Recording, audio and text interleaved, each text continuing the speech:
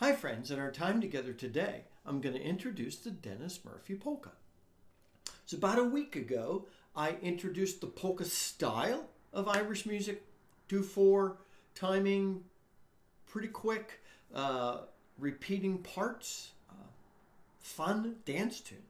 And then I also introduced another polka, the Ballydesmond #2, and this is the Denis Murphy polka. It's a great tune to play, and there will be a number of things about it that will help us develop our skills.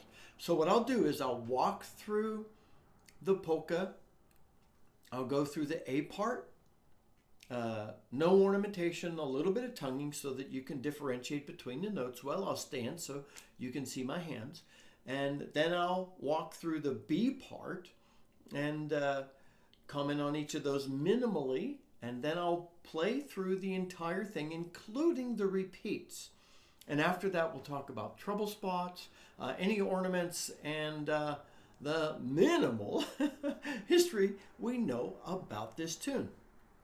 And as usual, I'll provide a link so that you could download the music and tabs for this great tune. A comment on the music and tabs and the flow of the tune as I've selected and am playing it. When you go to the session website, you're going to see a long list of optional ways to play this tune. If you go to other websites to find transcriptions of this tune, you're going to find quite a few. Minimal variation. It all depends on some of it's syncopation, some of it did they include more runs. What I did was I found what appeared to be a little more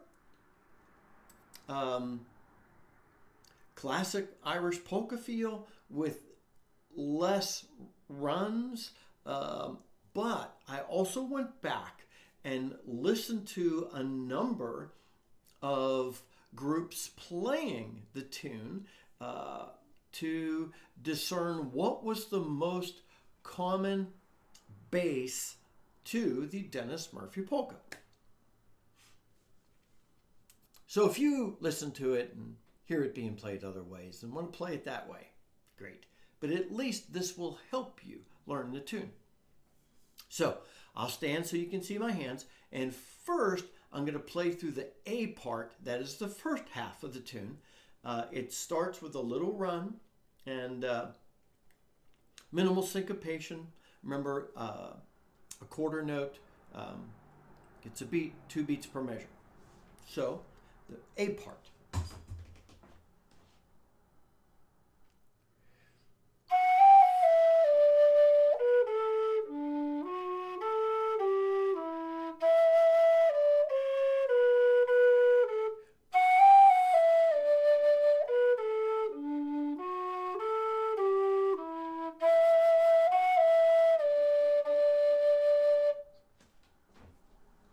And that is the first part of the tune, and that gets repeated.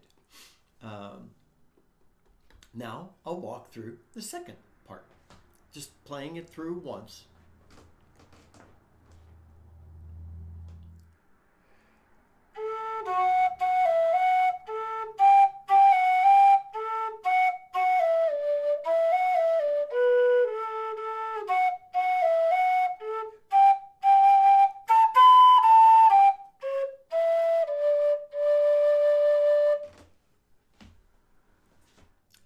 So that's the A and the B part. Let's put them together. So we'll play through the A part twice and the B part twice. This is the official play along with Scott section. Go to the A and B part individually to learn them if you're doing this by ear, and come back here to the play along with Scott section so that you get a sense for the whole song. And again, I'm still going to play it at a moderate pace without ornamentation, because it's important for us to get a sense of the heart of this tune, and then you ornament it like you want. But we're passing on the tune itself. We're not handing down the ornamented version. That's a personal expression. So Denis Murphy's Polka.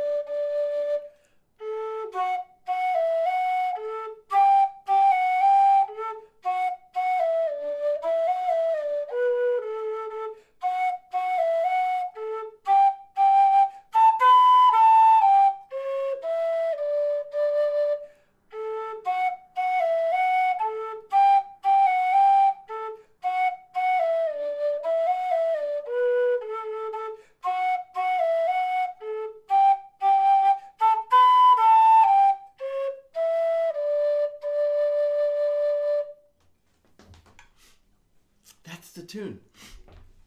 So to learn this tune, play each of the parts through. When you feel like you've got the A part down well and you feel like you got the B part down well, play it along with me and work up to the point where you can play it at the pace at which I just played it. Then begin building the speed just a little bit so that you could play it a little faster. Remember, we play well. Then, as we're playing a tune well and we're comfortable with it, we can increase the speed. We can add additional ornamentation. From a skill standpoint, it's important for us to be able to play something before we start messing around with it too much. Because then you're only going to use your messing around to mask your inability to play it well. So focus on learning the heart of the tune. Trouble spots. Speed will be a trouble spot, and I'm going to work on that. And that's one of the reasons I've been doing the scale skill drills, is because they help us build our ability to play faster. We're at that point as low whistle players. Watch some of the syncopation. The tune starts off with ba-da-ba-ba-bum, ba-bum-bum. So watch some of that. You do have some situations where you're doing octave jumps.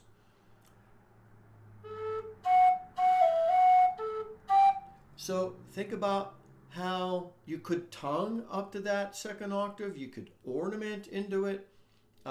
It's a polka you might be able to slide so long as you make that kind of a happy slide. No real other issues. You're not getting too high. You're not getting too low. You're not sitting on any notes where you're worried about tone quality. So this is a great learning tune and fun tune for us to play. As far as ornaments go, I think I just said that. Fun. So you want to throw some ornaments that you feel are just going to make the tune a little happy. So you're not sitting on a lot of thoughtful vibrato. You're not holding the notes out, letting them fade away in a thoughtful way. It's a little jumpy. It's a little punchy. It's dancing. It's a happy dance tune. So add ornaments that make it play that way. The history of the tune? Well, Denis Murphy was a very famous fiddle player, born in 1910, died in 1974, spent some time in the U.S., born in Ireland, went back to Ireland, and as many players at that time did a number of other jobs, but was a famous player. And he probably didn't compose the tune, even though it's called Denis Murphy's Polka. It's thought that he simply popularized it. And the tune is probably from early in the 20th century, going by the name Casey's Polka. that then became Murphy's polka later. Really not a lot known, but I wanted to share that with you. But what we really need to know is it's a polka. So play it as though you were playing for somebody to dance and have a good time. If you're trying to go faster, faster, faster, remember that's for you and me to develop our skills. People aren't probably going to dance that fast, but have a great time with this tune. And in a subsequent video, I'll play it through a couple of times. So until then, this is Scott Shade. Happy Lodi whistling, my friends. Enjoy this great polka.